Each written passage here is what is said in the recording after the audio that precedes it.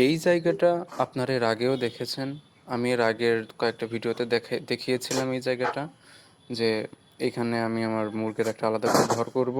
কারণ এর আগের যে ঘরটা ছিল সেখানে হাঁস মুরগি সব একসাথে থাকার কারণে আমার মুরগিদের অসুখের পরিমাণটা বেশি হচ্ছিল এবং হাঁসের যেহেতু লিটার বেশি, যার কারণে আমার ঘরের মধ্যে আসলে একটা আলাদা স্তরই পড়ে গেছিল।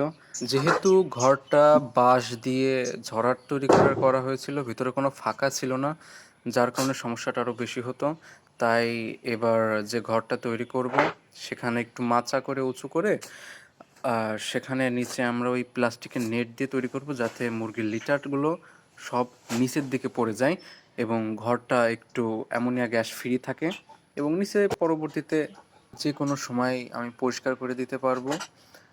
সেটারই প্রস্তুতি করছিলাম, কারণ এইদিকে আমাদের বাড়ির যত অব্যবহৃত জিনিসপাতি এবং ময়লা ইত্যাদি সব এইদিকেই ফেলা হতো, যার কারণে একটু নোংরা হয়ে আছে।